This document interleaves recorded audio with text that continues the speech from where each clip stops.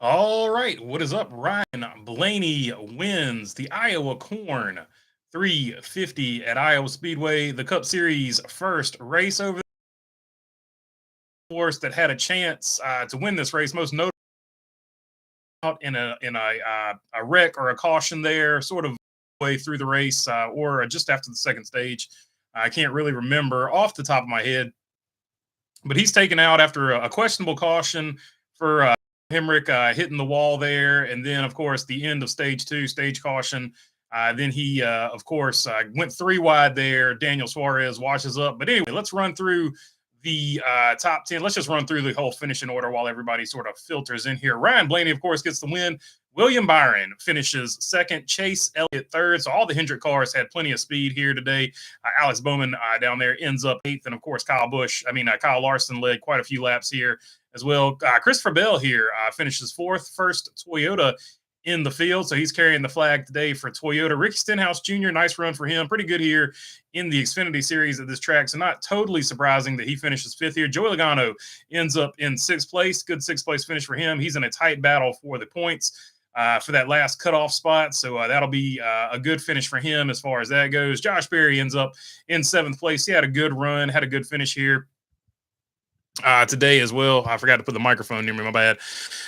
But also Alex Bowman there, like I said, in eighth place. Daniel Suarez, the aforementioned, a little bit of contact there with Kyle Larson, ending his day prematurely. Well, Larson got back out there, but essentially his chances to win were ended. But yeah, he ends up finishing in ninth place for Amigo 99. Brad Keselowski finishing in 10th place there in the number 6 car. Ross Chastain 11th. Todd Gilliland 12th. Justin Haley putting Rick Ware on the map there with that 13th place finish. Rick Ware Racing, the turnaround is very significant this year compared to previous years. Carson Hocevar ends up in 14th. Martin Truex Jr., the first car a lap down, in 15th. So only 15 cars finished on the lead lap. Noah Gragson ends up in 16th. Bubba Wallace 17th. Chris Buescher 18th. Austin Dillon ends up in 19th. Harrison Burton 20th. Austin Dillon started shotgun on the field, so he ends up in 19th. What could have been if he didn't ruin that qualifying lap or whatever happened on that qualifying lap. Corey LaJoie, 21st. Tyler Reddick, 22nd. Michael McDowell, 23rd. Denny Hamlin, 24th. Uncharacteristic day for Denny Hamlin. Like I said in the pre-race, he's led the most laps of all short track races coming into this one, so you expected him to have a good day. He just struggled all day. It was so bizarre seeing somebody this good at short tracks struggle. Ty Gibbs, he hit the wall as well. Struggle day for him. John Hunter Nemechek, finished in 26th here. Ryan Preece, 27th. Chase Briscoe, 28th.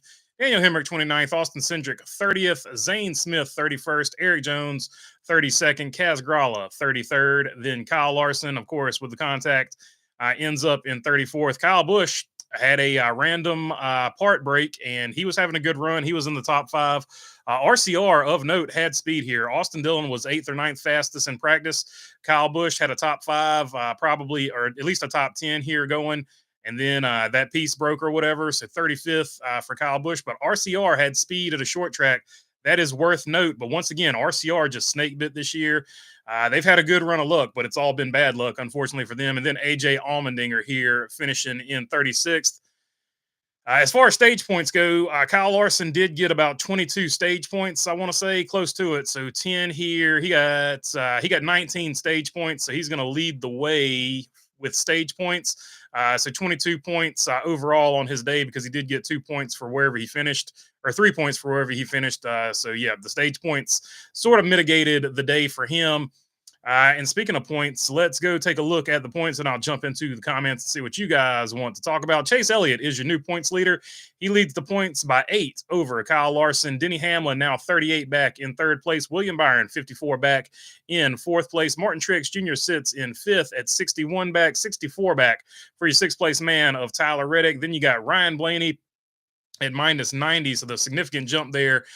Sixth place to first place is within 65 points. Then it gets a little deeper here in the field as we go. Ryan Blaney 90 back, Christopher Bell, Brad Keselowski, Ross Chastain, Ty Gibbs, Alex Bowman, Chris Buescher, Bubba Wallace would be your last man in to the playoffs as it stands right now. Then Joey Logano, the first man on the outside looking in, and Kyle Busch sitting at, I think, about I want to say about 25 points back from Joey Logano, if I'm doing my math right here.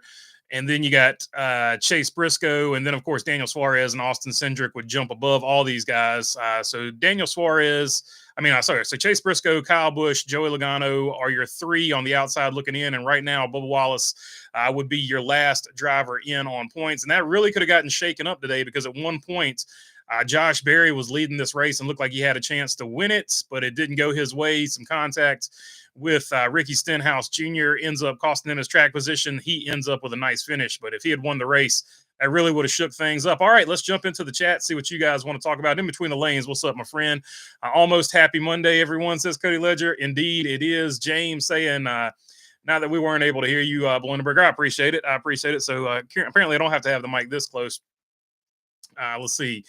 Eden Blooneyberger, what's up, James? Good to see you on here. My friend spamming 12 in the chat. Yeah, so your man won. If you want to spam a 12 in the chat, feel free to do it.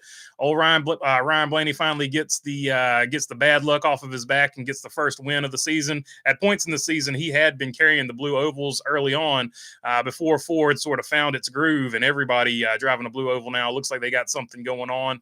I will be interested to see when they update the manufacturer's points. I don't think Jayski does the manufacturer's points.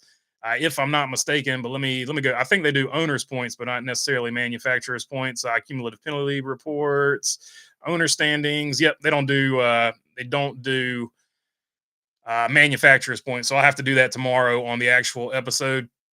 Do you think they should just pave the rest of the corners tomorrow, like Bell said? So Christopher Bell, I like him. He's starting to speak up. And he's going to be the next big voice for the sport. I want to say he's coming out of his shell and speaking up a little bit. I do agree with him 100%. The sooner you pave it, the better it's going to be because you're going to get that age on it. And so I do agree with him there. And he also, in the middle of this race, when they threw that wonky caution that probably really shouldn't have been a caution, not even a probably about it. Even Eric Estep, who's as nice a guy as you're ever going to meet, even Estep said that shouldn't have been a caution. So when he says that, I feel pretty strong that everybody would agree that was probably not a caution there. So Christopher Bell came out and said that was a BS caution. So I thought that was good of him. And I'm glad that he's starting to speak up a little bit. He might be the next guy, the next veteran to sort of take that Kevin Harvick, Denny Hamlin role where he's going to speak up for the drivers. That might be the role that Christopher Bell steps into, which is unique because you think of Christopher Bell as more of a quiet guy, but he's starting to speak his mind now, and I like it. I like more personality, so I'm glad that he's starting to speak his piece when something irritates him. Yes, if they're going to run there in 2025, yes. So James Melee also agreeing as well that they should pave it as soon as possible, and they do need to pave. I don't understand why they did it the way they did it. If you're going to pave the corners, pave the corners. You know what I mean? So hopefully they make that adjustment and do it right. But that being said, I thought the track raced fairly decently today. I think a lot of people were expecting it. Even Chase Elliott said when he got out of the car, he said, I didn't think it was going to be as good a race as we had today. It raced a lot better than I thought it would. So I thought that was a pretty good thumbs up from one of the drivers as well. What did you think of the new points leader, by the way? What did you think of the track and the tire wear? Goodyear got only 3 days after the fresh repave for tire testing. I thought the tires did pretty good. So tire fall off like this is probably what I really want to see. Like it cost you, we were talking about it in the Discord. What was it? After about 25 or 35 laps, you had about a second of fall off or close to it. So that's pretty good. That makes tires worth something. Hamburglar scheme and Grimace were cool. I agree. The old Hamburglar scheme, McDonald's always brings it. There were a couple of years there with Bubba Wallace where they fell in love with that primer gray. I didn't love the primer gray stuff, but typically McDonald's always brings it. Even back in the day when they were with the 42 with Chastain and Kyle Larson, even those schemes I thought were good. All the way back to Jamie McMurray, actually, I thought all those schemes were good as well. There were a couple years there with the primer gray that I wasn't a fan of, but they've really picked it up here the last couple of years, even for McDonald's. Heck, if you want to go all the way back to Bill Elliott, like they had some of the Batman schemes, some of the Bill Elliott schemes with McDonald's on them were pretty cool too. So, McDonald's really up in the bar, though, here the last few years.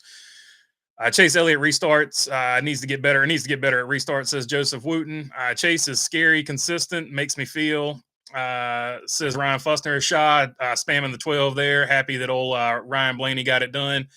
Like he'll be good come playoffs, says Ryan Fussner.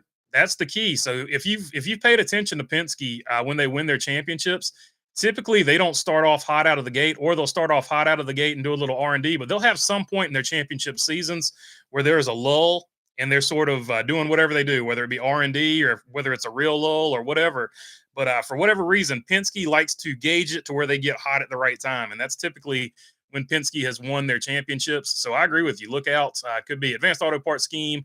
Was good, even though it's pretty much the same scheme, says in between the lanes. It really reminds me of the old Miller Genuine Draft scheme that Rusty Wallace used to run, like if Rusty Wallace was in the 12 car. Go Blaney, says McGill. Barreo. So yeah, another Blaney W fan right there. I hate it for Kyle Busch, says in between the lanes. Yeah, Kyle Busch, man, another good run.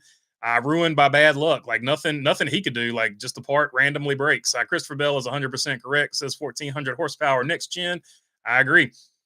I'm here. Everyone should be happy now, says T-Van. T-Van has made his appearance. Finally, T-Van is here. So T-Van, good to have you on here, my friend. But yeah, talking to what Bell is 100% correct, 1400 horsepower next gen. He's talking about the repaving the corners and the BS caution that came out sort of close, maybe the middle of the second stage or close to the end of the second stage. Toyota was the biggest surprise for me today, says one wise guy. Yeah, like Toyota, that's another good point. I was talking specifically about Denny Hamlin, but usually Toyota at a short track, they're in the conversation. They were not in the conversation today for whatever reason. So Toyota just missed it on the setup, and I did not have that. It's like even a lot of people had Tyler Reddick as one of their drivers to watch for this race. Just they weren't slow by any means, but they were just never up there contending for the lead or anything like that. So I was very surprised by that. Let's see. As of Sonoma, Chevy was leading by 8 over Toyota, and Ford was in third place, says James. Yep, I knew it was tight between Chevrolet and Toyota. I don't know exactly how many points Chevy would have gained over Toyota, but I know Ford should gain quite a few points for getting that win. So hopefully it gets tighter and tighter as the season goes on, because I like a good tight points battle for the manufacturers championship is something that's needed, because that's another thing that NASCAR needs to start promoting again is the manufacturers championship. They promote it all the time in F1, and I think it's great. They talk about the Constructors Cup or whatever, so I think that's a pretty cool thing they do over there. I'd like to see it come back to NASCAR. Nice bounce back from Mayetta, Georgia. Mayetta, New Jersey, legend Martin Truex Jr. Another one of his home tracks. Every track has a home track for Martin Truex Jr. The way they talk about it on TV. That race, everything I wanted, tire fall off, Larson got wrecked, and Blaney won. Yeah, it was a good race. I think a lot of people said this was the best short track race that they've seen with the next gen car. I would say either this or Bristol. I really like the Bristol race a lot too, just because of the chaos factor. People didn't know the tires were going to fall off like that. So your pick between the two, but in my opinion, but I thought those were probably the best two short track races we've had with this package. Now, if we can get it right for Richmond and if we can get it right for Martinsville, we'll be cooking with grease. And especially if we can get it right for Phoenix. To their credit, the initial repair was only the bottom groove after everyone complained. It would be a one lane track. They did a second groove. They gave everyone 2 lanes. They could run side by side. Yeah, that's pretty fair. And to Christopher Bell's point, all he was talking about was like some of those wrecks you saw, particularly the one that sticks out in my mind, Corey LaJoy and Austin Dillon. Corey LaJoy ran Austin Dillon a little bit high, and Austin Dillon came down there, and they were just fighting over that second groove. Like Corey LaJoy was trying to force him off of that second groove. So if Christopher Bell was saying, if the whole corner had been paved, that wouldn't have happened, and you probably would have had the high groove, and you would have had people running the low groove, kind of like at a dirt track. Which groove is faster for your car there? So that's cool. The track looked like crap from what I saw, but it didn't race as bad as what I expected, says T-Van. It did look kind of wonky with just some really much darker. It's like there was gray pavement and there was really black pavement. So it did look sort of like a lot of potholes were fixed. Or like maybe one giant pothole was fixed. So it did have that look to it. SVG is the one that needs to get better at restarts, says T-Van. I believe I have a Dark Knight McDonald's Bill Elliott diecast. Yeah, that was huge back in the day. They even had like the full print t-shirt where it was like Elliott from sleeve to sleeve. And then they had like the Batmobile or whatever, the Thunderbat. The Thunderbat is what they called that thing. So it was a pretty crazy t-shirt. Welcome in, says James. Ream scheme looked good. Thanks, BB, for my proper appearance, says T-Van. No problem, my dude. Anytime. This should be the 400 or 425 lap race. Yeah, that I wouldn't be against that at all, because I thought it was a pretty good race today. 100%. Maybe with the heat, I don't know. I'm sure they've got their reasons. I'm sure it was TV time, but I'm sure they've got their reasons. There's the link for the Discord if you want to join us on the Discord. I was pretty active on that, I feel like, today. At the end during the race, at least at the end of stage two, I took out Bill and put in Busher. Says in between the lanes. Oh, bad luck. Chris Busher got into the wall a little bit there. Not exactly sure how bad it hurt him for the finish, but I know it didn't help him for sure. I can't exactly remember where he finished off the top of my head, but I did read it off earlier. So if you're here earlier, I did read off where he finished somewhere in there. Bristol and Iowa were awesome. Common denominator, tire fall off. Indeed.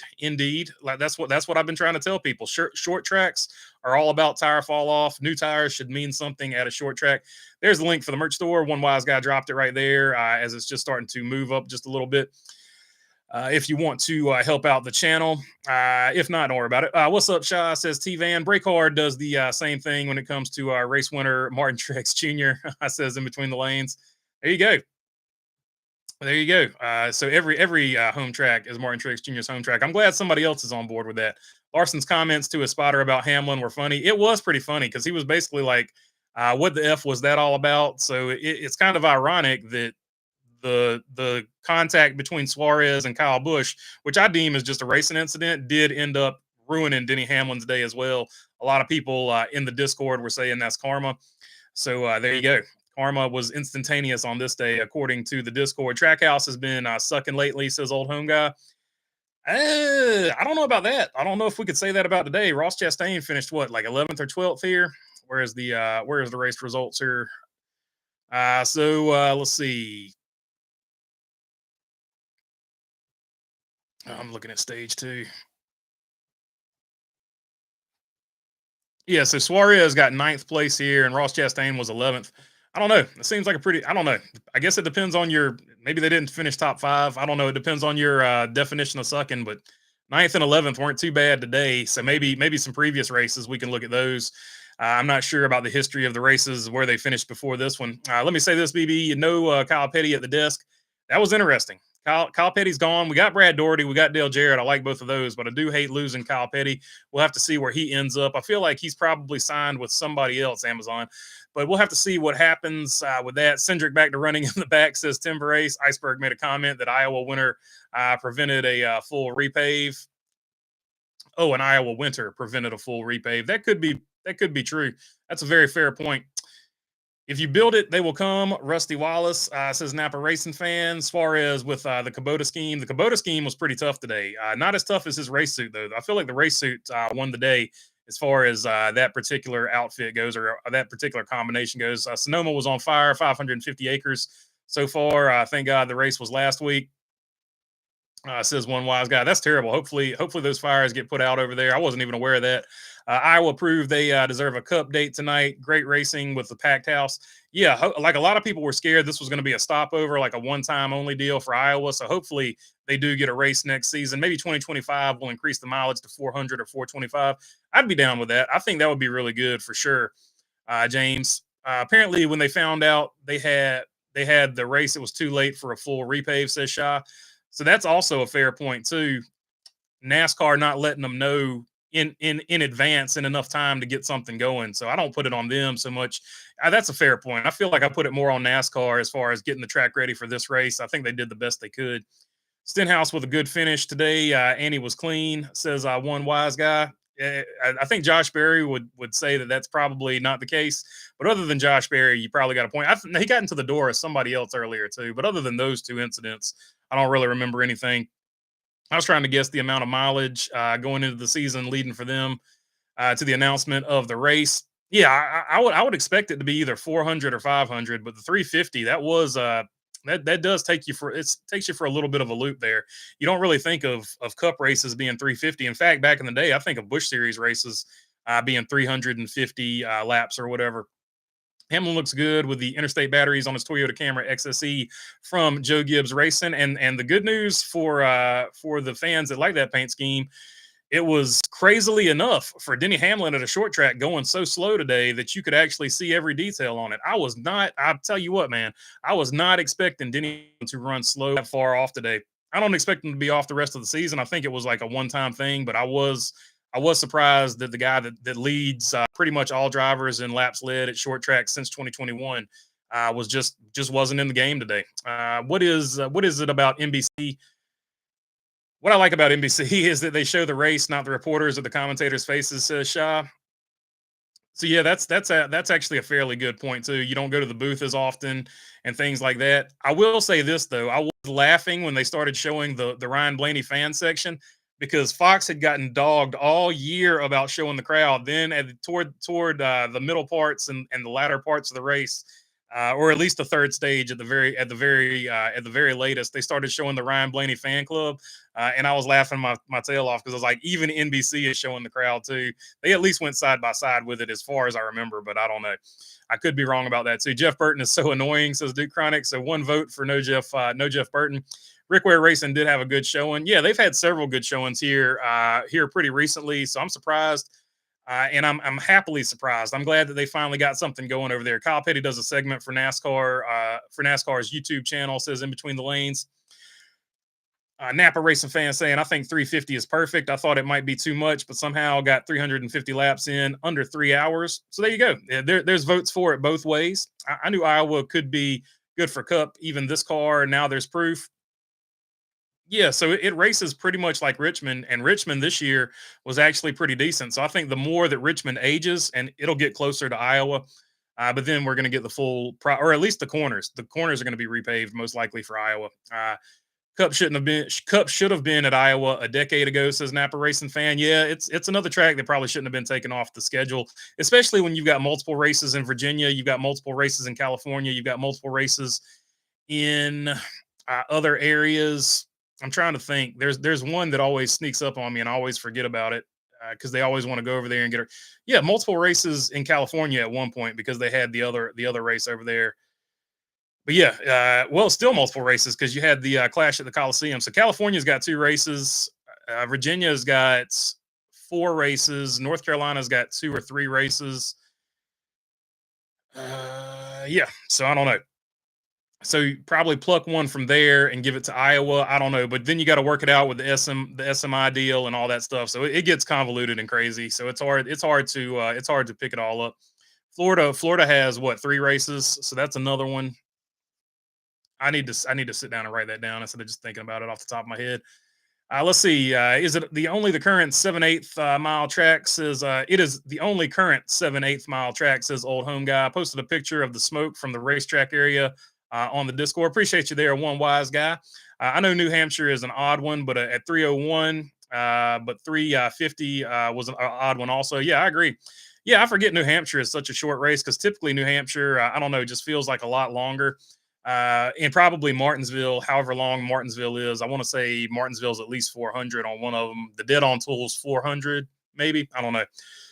Hamlin saving it for New Hampshire. Could be. Hope they can repave the whole track at Iowa before IndyCar, July 13th and 14th, says Napa Race fan. NBC didn't show Hemrick hitting the wall. Yeah, it took them forever on the replay on that. I'll tell you what, though. They didn't get torn down quite as bad as Fox. I guess people gave them a little bit of leeway because it was their first race back or whatever. But man, if Fox had done that, people would have been all over Fox. But yeah, it took NBC, like, it felt like a full 5 minutes. I don't know exactly how long it was, but it felt like a good 5 minutes before they finally got the replay up there. I think Rusty designed that track 20 years ago or so. I think they said that today on the broadcast as well.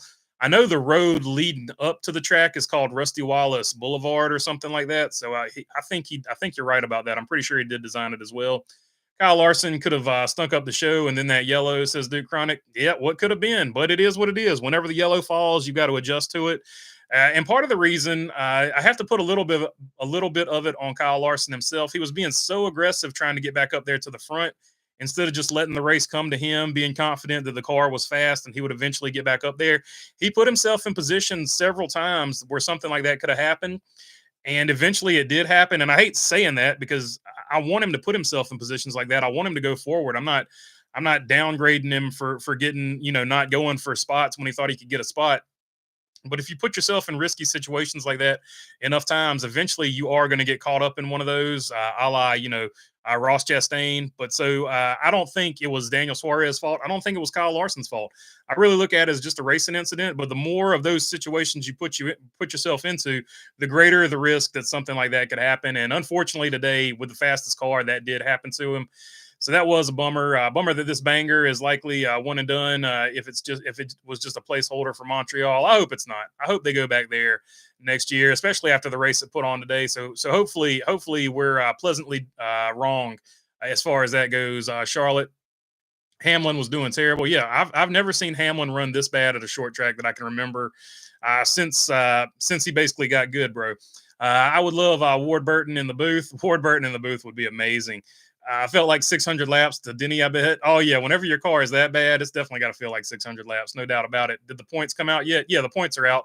I just read those a minute ago. Chase Elliott is your points leader, followed by, I got it on the, let me go back one. I got it on the driver owner points, driver point standings. Chase Elliott's up by 8 over Kyle Larson. Denny Hamlin is third at 38 points behind. Then William Byron's in fourth, and Martin Truex Jr. is in fifth. And your cutoff line drivers are going to be Joey Logano, first man out, Kyle Busch, second man out, Chase Briscoe, and then Daniel Suarez and Austin Cindric would hop up over them. Last man in is going to be Bubba Wallace and Chris Buescher. So there you go. There is your points real quick.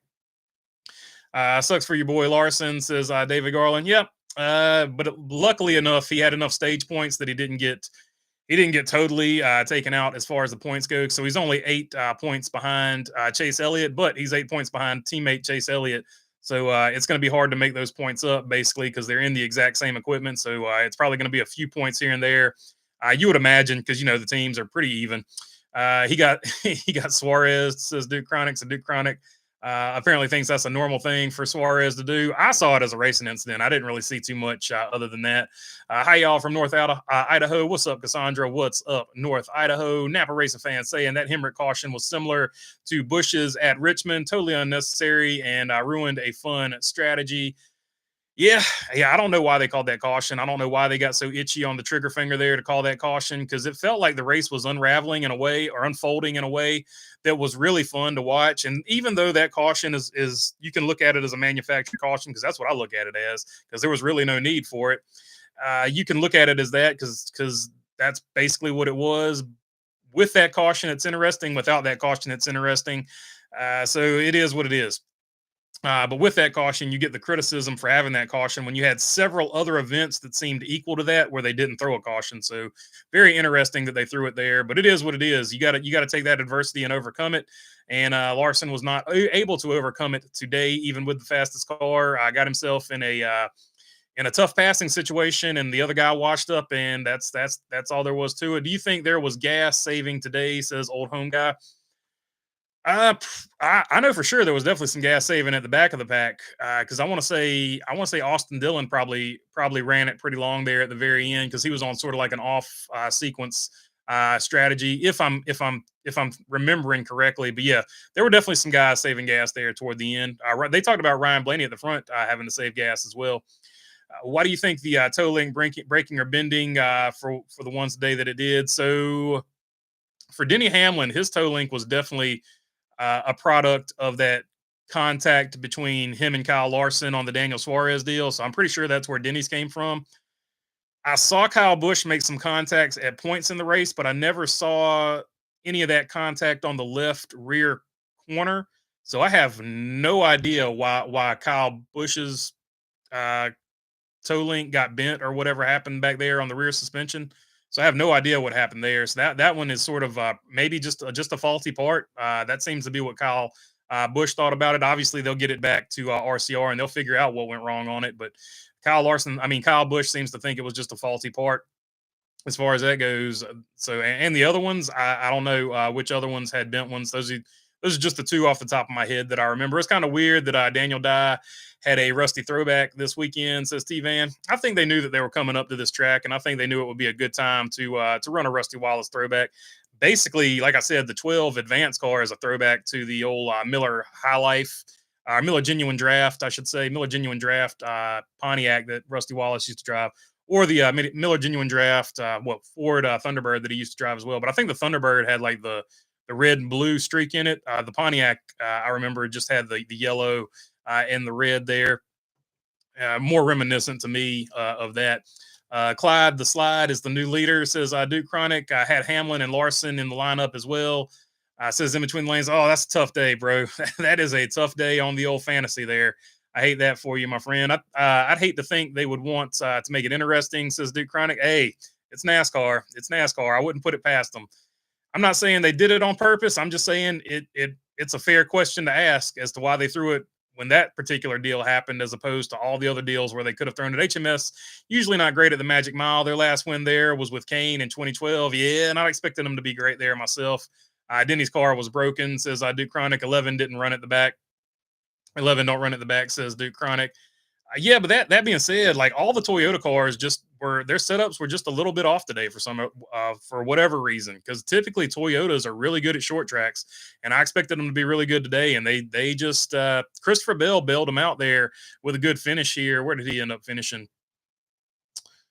Yeah, Christopher Bell ended up in fourth place. The highest finishing Toyota. The next highest finishing Toyota was one lap down in 15th place, and that was Martin Truex Jr. So, like I said, C. Bell saved him from having an absolute terrible day. But yeah, Toyota drivers not named C. Bell. 15th for Martin Truex Jr., 17th for Bubba Wallace Jr., 22nd for Tyler Reddick, 24th for Denny Hamlin, Ty Gibbs, John Hunter Nemechek. Not sure what was up with John Hunter Nemechek, but I know Ty Gibbs hit the wall, and obviously Denny Hamlin had the contact there as well. Eric Jones, 32nd. So it looks like Legacy was just way off today. I don't think John Hunter Nemechek hit anything that he doesn't normally hit, which is everything on the track. Napa, that's my opinion on stage cautions, period. Says T-Van, agreed, not a fan of stage cautions at all. Yeah, stage cautions, obviously I'm not a fan of it. You can keep stages, just don't have the cautions for them. So it is what it is. Was a Penske car, says Duke Chronic. Wonder if Larson and Hamlin play golf this week. If they do, maybe they play at separate times, and Kyle Larson hits the ball and screams 4 really late. It could be a situation like that. I feel like Denny Hamlin's going to have some payback from the 5 car at some point. Because you remember last season, Kyle Larson wasn't happy about that. And Kyle Larson definitely was. He rarely says stuff like that over the radio. He definitely wasn't happy today. So I feel like the 11 has earned one. He's earned some payback here coming up in the future. Everyone hit the like button for BB. He says, Steve, if you want to hit the like button, it would be much appreciated, but don't feel pressured into doing it. Who do you think will be surprise winners before the playoffs? Old home guy. That's a good question, my dude. Let me think on that one for just a minute. I feel like there were less commercials today than there were for the Fox broadcast. It felt like it. There's a lot of things that could play into that. Bell could do well in a Yugo. That's a fair statement. Christopher Bell is a really good driver. Terrible weekend after announcing the retirement of Truex. Indeed, Napa wasn't the day you would want to have for sure. Duke Chronic TV did a good job. Yeah, NBC did a fairly good job. A few little things that they can clean up here, but it was their first race of the season. The caution that Hemrick brought out, that was probably the first thing that comes to mind that they could probably clean up in the future. Drummond's son, Kyle Larson, is still young and has to remember not to throw himself into dangerous situations when he has the best car on the track. Greatness comes over time, not overnight. That's a good point. And Cliff Daniels was trying to calm him down on the radio at several points in this race, specifically with the Denny Hamlin deal. He said, we got the fastest car out here today. We're going to let that one go. So he was trying to keep him calm in the race car, but you could tell that Larson really wanted to win this race. Like I said, I think the whole controversy over the waiver has made Kyle Larson want to win the regular season title even more than he normally wants to win something, which is a great deal just by itself. You got a good sense of humor, bud, says one wise guy. I appreciate it. Barry, winning at Richmond is possible. Oh, yeah, for sure. Any short track, Josh Berry is definitely capable of winning, especially when your crew chief is Rodney Childers. Side-by-side commercials. Yeah, that probably helped quite a bit. BB rhymed Bell and Will. I like that, says in between the lanes. John Hunter Nemechek has it coming for sure, says one wise guy. Oh, yeah. Who was it that he threw that kamikaze move on? That was insane. Like, there was no chance. Noah Gregson. The move he made on Noah Gregson, that never had a chance. That's probably the worst move I've seen at the Cup level since Chase Briscoe took out Tyler Reddick at Bristol Dirt. That was like top tier amateur driver versus professional drivers. Like, how many points do you want on iRacing? That was so bad, dude. I was like, oh my god! Like, at no point was that move going to work. That was probably the worst thing I've seen in quite some time. Like, nothing against John Hunter Nemechek. Everybody has a bad move from time to time and things like that. So I'm not trying to go all in on him like that. But that move was insane. I was like, bro, there was no way that was ever going to work. That was always going to be the outcome of that. Let's see. One wise guy saying Noah, all the drivers want to win at the debut race at a track. That's a good point, James. Good point on that one for sure. Let's face it, Fox was a good, poor example for NBC to learn from. Hey, there you go. Fox is useful for something. This is how not to do it.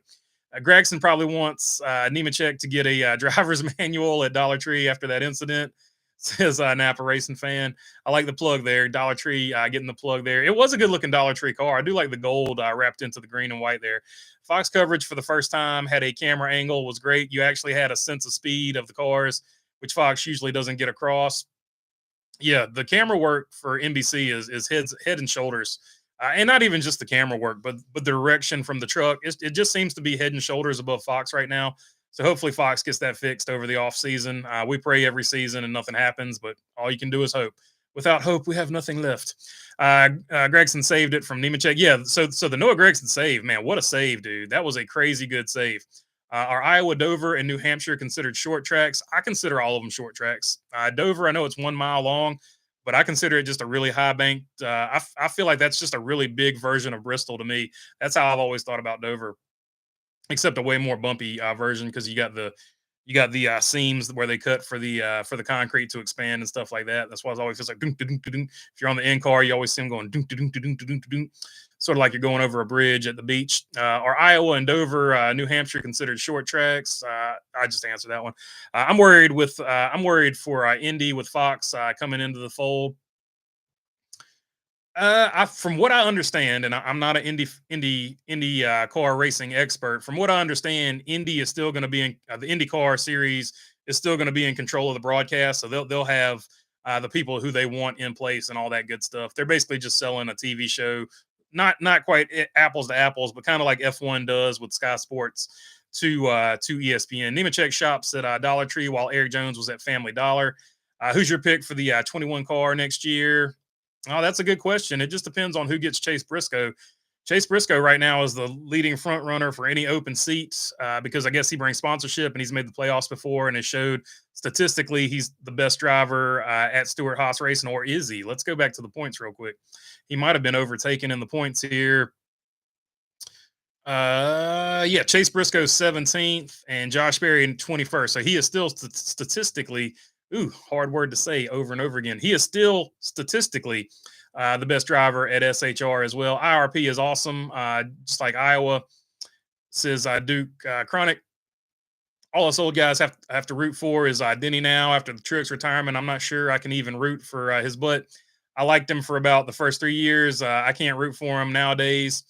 Says T Van. So he's off the Denny. He's off the Denny train. He's off the Denny train. There definitely seemed to be some point where Denny became the villain. Like, I don't know exactly where you want to put your finger on it at, but at some point Denny became the villain. Was it when he wrecked Chase Elliott for the win at Martinsville?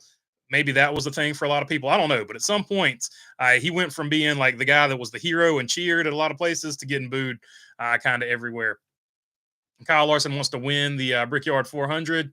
Yeah, I don't doubt that one bit. I like Nemechek, but he is in over his head, and I don't understand how or why he is racing in cups, says Drummond's son.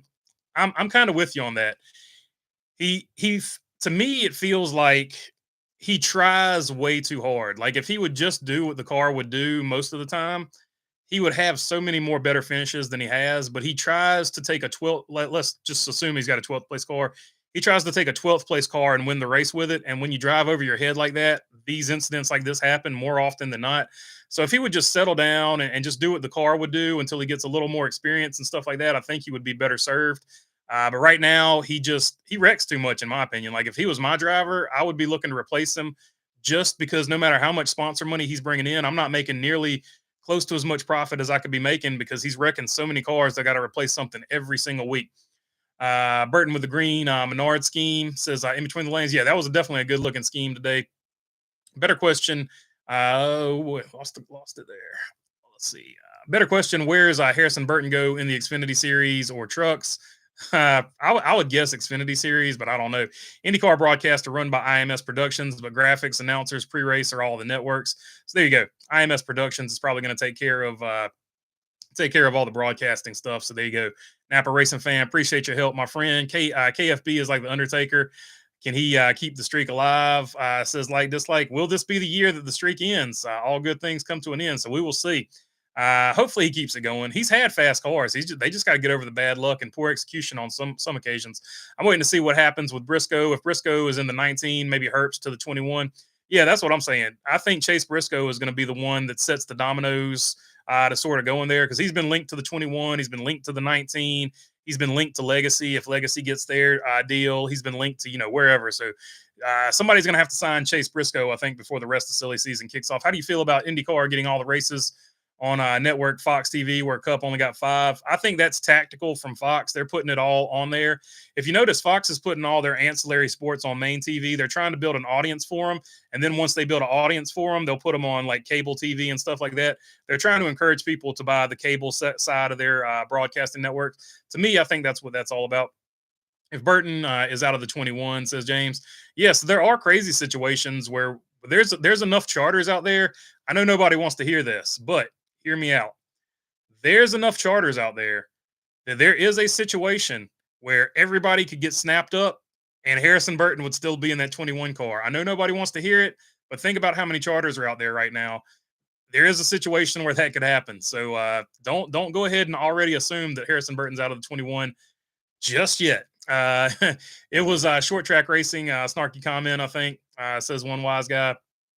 IndyCar made a better TV deal with Fox than NASCAR did.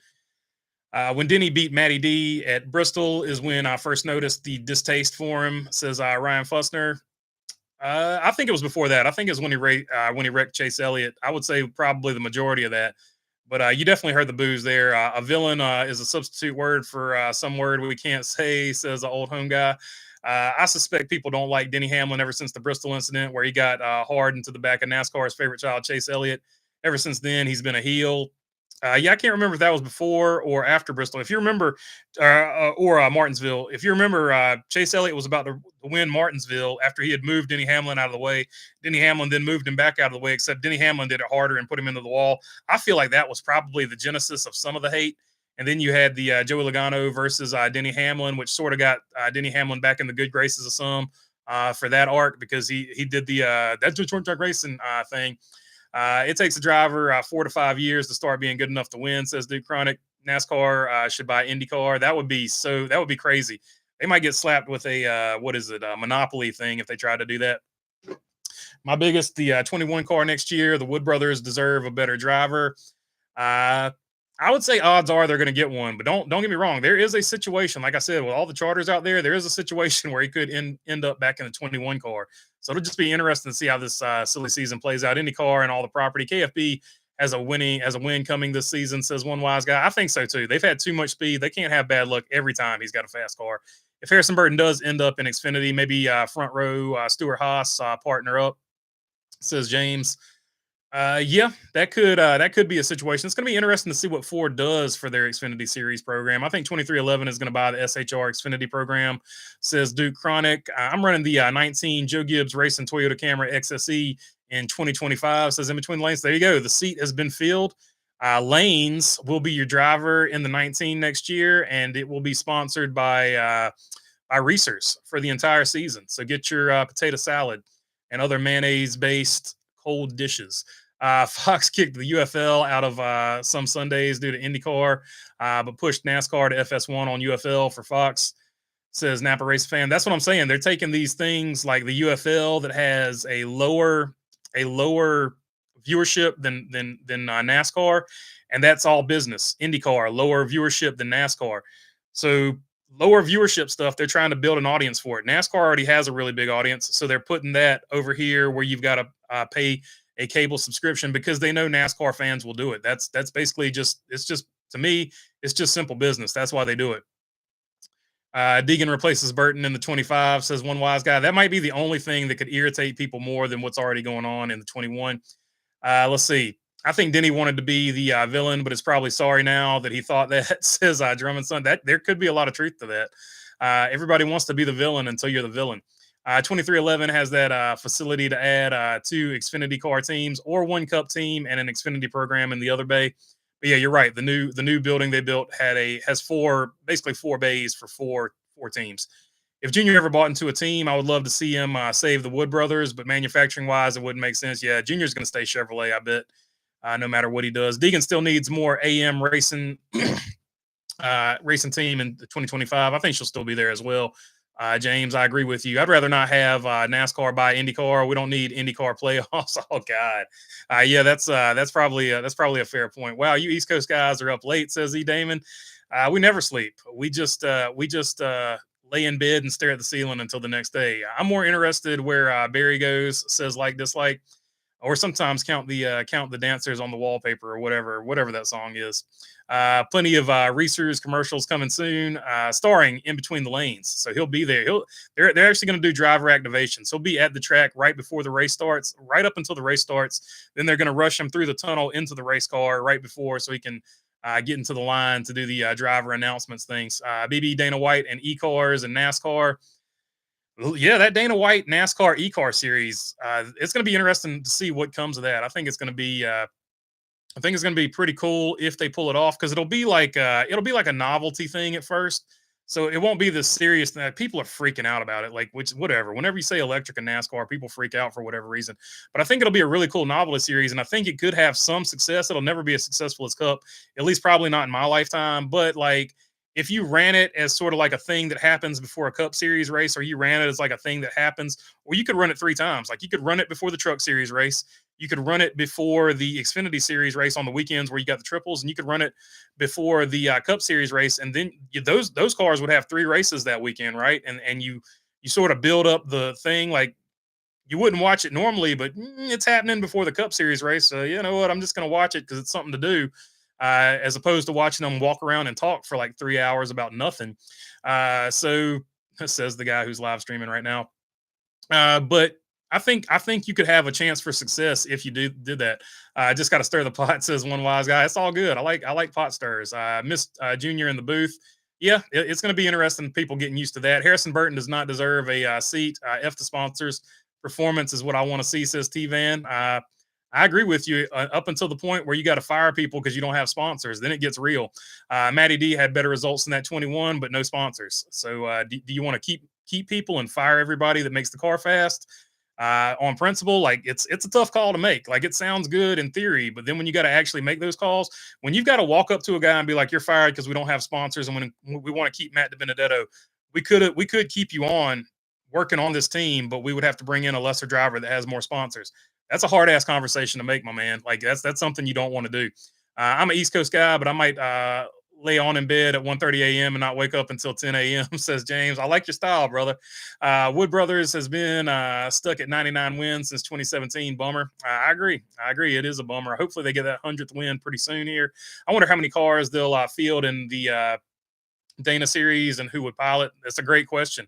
Who would the manufacturers be? Who would the race car drivers be? Would it be sort of like a thing like SRX, where you get some old school drivers driving those things to create some more buzz around it? Dana White knows how to promote something. So he'll make each one of those race car drivers a superstar. So they could take everything that worked about SRX and make that the electric series, and then you have it right before the NASCAR Cup race where people pay attention to it, just because it's something to pay attention to before the race starts. Us East Coast guys are just sitting here watching the wheels go round and round. We really love to watch them roll, says Drummond son. James, that sounds like a West Coast schedule. I'm on that one, says E. Damon. Barry still makes me feel bad, dude. Essentially had a forever ride with JRM, went to SHR since they wanted to start, since they wanted talent instead of money. Now they're closing shop.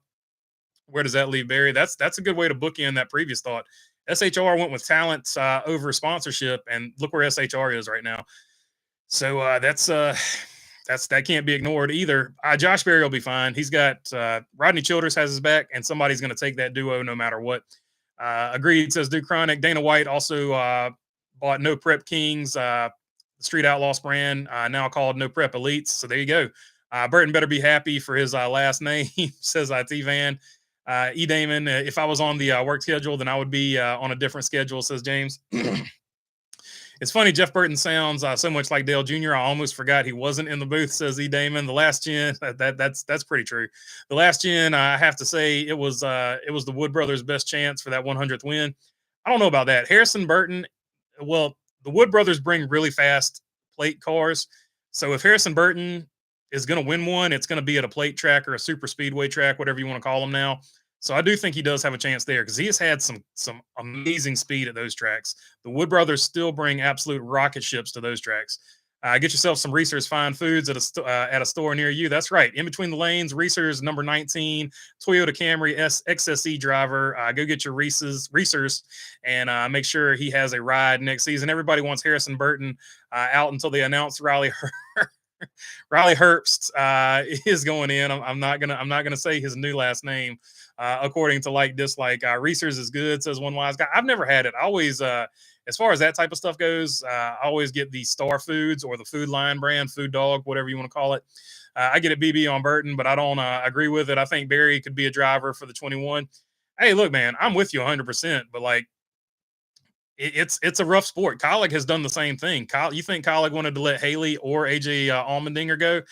Colleague has had to make the same call. They want to keep all their employees employed, so they're doing what they got to do right now. I think when they get into a better situation, they'll bring some other drivers over there, but they got to get the numbers back into the black, and because I feel like they were in the red and they were bleeding money there for a little while. Probably the same thing with the Wood brothers when they had Matt DiBenedetto as the driver. Trackhouse will give the seat over Shane, says Napa Racing Fan.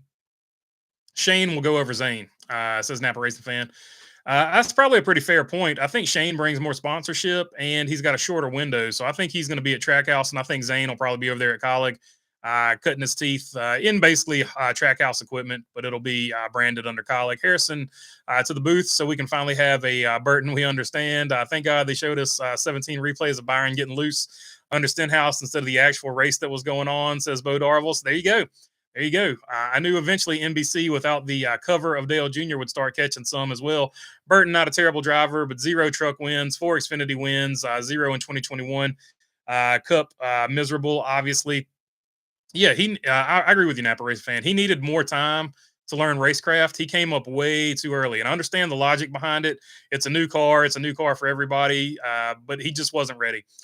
Imagine Noah bringing Bass Pro to the 21. That would be pretty crazy. It'd be like Mopar or Motorcraft. I'm sorry. It'd be like Motorcraft and Bass Pro would be the alternating sponsors. That would be pretty rad. Don't be surprised if Colleague's 21 car is just filled by Zane and 13 part-time with AJ and multiple drivers. That could be the deal for sure. And don't factor out that they might just buy an extra one. So they might keep Daniel Hemrick and they might keep doing what they're doing over there in the 16. And then you would have Zane Smith in, let's say, the 13 or whatever they put over there as their other car. If they get one of those Front Row Motorsports charters, they might have some agreements with Trackhouse where they just had a third charter and they had for that one car just a really tight alliance with Trackhouse. I think Chris Rice, in as much so, alluded to that. So I wouldn't be surprised if that was the deal going forward next year either. Like I said, with all those charters out there, anything can happen. Reese's driver Martin Trix Jr. will be my driver coach, says in between the lanes. That's right. We'll be the first team. I'm going to come over there and be your talent agent. We're going to be the first team to have a passenger seat for a little extra right side weight, which is 100% what you want in a race car. No, it's not. But we'll put Martin Trix Jr.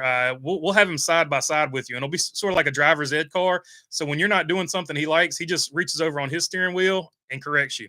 So that's what we're going to do for the number 19 Reese's for In Between the Lanes next season on Earth 1, by the way. This is not Earth 2. Fantasy booking KFB goes to Kings 43, owned by Jimmy Johnson, a true legacy motor club. That would be pretty cool. I don't know if that happens, but it would be pretty cool. If Honda comes in as it's believed to be, could the 21 change manufacturers? I don't think so. Now, Wood Brothers and RCR and Rick Hendrick are two teams that are some teams that I don't think will ever switch from the manufacturer they have. 21 would likely never leave Ford, says old home guy. Hopefully we can get the charter deal soon. Yeah, I hope that's out of the way pretty soon. I hope we don't have to make another video about that. If the sport isn't in a favor of charters, why did they create them in the first place in 2016? I don't get it. That's a great question, Napa Racing fan. I would love to know myself. Apparently, they did it for the guy that was part owner of Michael Waltrip Racing, so he had something when he got out of the sport. But I don't think they thought it through. They basically unionized all the teams, and he got a nice payday from that. And I think he was involved in another team when they sold, so he got 2 nice paydays for his efforts in NASCAR. And then he was like, "Peace out, thanks for the money. Now you have a union. Go deal with that, NASCAR." So that's basically how that worked out. In between the lanes, nice BB. I appreciate you there in between the lanes. We're gonna get you right, my friend. Do you think NASCAR and the teams are close to a deal? I don't think they're any closer to a deal than they were 2 years ago when they probably started talking about this. I feel like they did it to help get rid of the starting parks. That was a big part of it too. They really hated Carl Long. They really hated guys like Carl Long. There is a wretched hatred of NASCAR and Carl Long for some reason. And maybe one day I'll talk to somebody that knows anything about that. So maybe we'll get to the bottom of that one day. BB is part of the 19 team as well. There we go. There we go. Team manager. Charters and teams are not close to a deal, says James. Yeah, I agree with you, James. I don't think it's anywhere close. T-Van says he's tired. All right. Looks like we've reached the end of the chat here. Don't forget Joe Nemechek in the 87, also Premium Motors. He's another one. Derek Cope. That would be another one. Looks like we've reached the end of the chat here, so I'll read off. Kyle Busch, 57% is who most people are worried about, or who should be worried about missing the playoffs the most. Bubba Wallace, 24%, Chase Briscoe, 12%, and 6% for Joey Logano, and that is going to be the poll. I'll close it out after we get off here. I will check you guys on the next one. Look for the video tomorrow, or maybe I'll release it tonight. I don't know. It just depends on what happens. Peace.